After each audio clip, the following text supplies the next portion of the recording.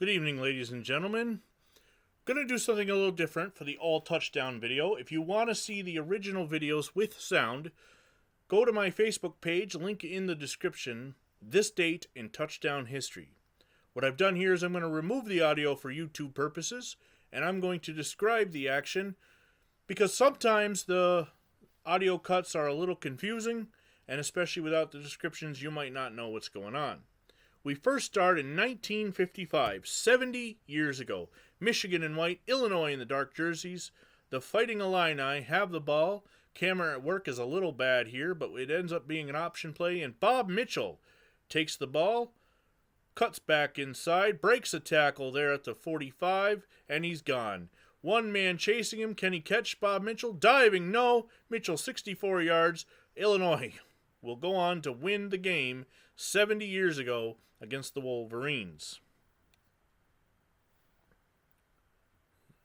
The celebration there in Champaign is on, and Mitchell with a long touchdown run. They lead 18-6. We move on to 1965 in high school football. Middleport has the ball against the Jackson Ironmen in Ohio football, and Buddy Moore unleashes a deep pass taken by a wide open Ray Hindy, and he's gone 75 yards as Middleport opens the scoring. The full game can be found on YouTube. It's not my original upload. Jackson will go on to win. Look at the H-shaped crossbars. High school action. Looks like it's snowing, maybe raining. 1965. We move on to 1995.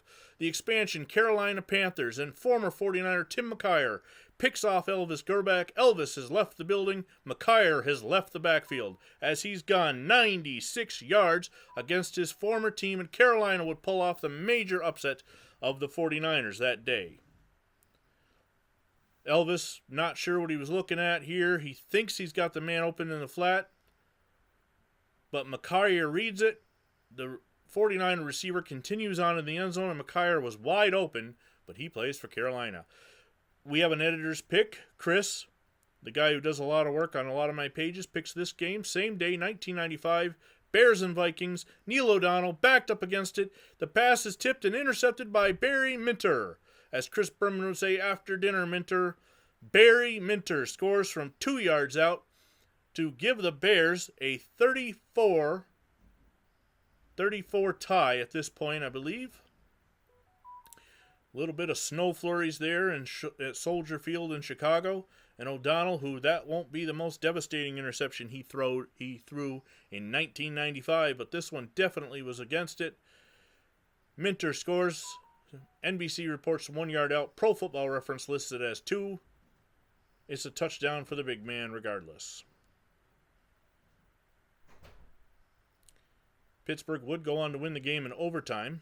Now we move on to the year 2000, and Stephen Davis thinks he has a touchdown for the Redskins, but Aeneas Williams picks it up 3 yards deep in the end zone, and he outraces the entire Washington team for a 103-yard return at that time, 25 years ago, the second longest in NFL history, only a yard behind Jack Tatum. We move on now to 2005, California and Oregon, and it's beast mode time. Before there was the Beastquake, there was the Beastnado, as Marshawn Lynch takes the ball and storms through the Oregon Duck defense for 52 yards to give Cal a 20-20 tie at that point in the game. Marshawn Lynch would go on to have a very successful pro career in Buffalo, Seattle, and Oakland.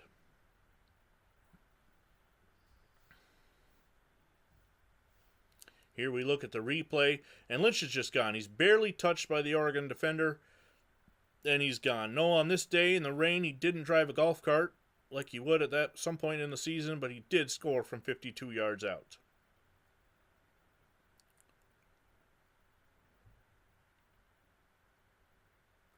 Next up, it's 2015. It's Thursday Night Football. It's the Bengals. It's the Browns. It's the Battle of Ohio.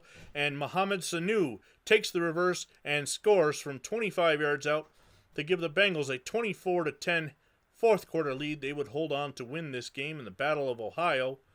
Mohamed Sanu following the block of Andy Dalton. And here's a nice shot from the pylon cam as he struts it into the end zone. Hooday, hooday, the Bengals. In 2020, the Colorado State Rams and the Wyoming Cowboys do in battle, And here is quarterback Patrick O'Brien going deep to Trey McBride. Yes, now current Arizona Cardinal tight end Trey McBride scores from 38 yards out to give the Rams a touchdown and a 30-17 lead over Wyoming in the third.